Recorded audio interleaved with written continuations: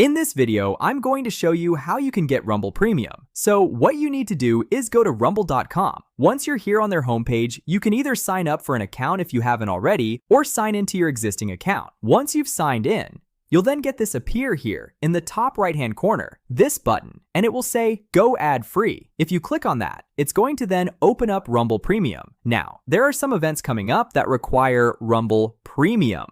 So, if you want to get Rumble Premium, click on Subscribe Now, and you'll be able to see the plans.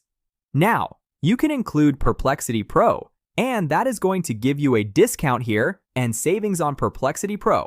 I'm just going to pay $9.99 monthly. So we'll click on this. You can then scroll down. All you have to do then is either choose card or Google Pay.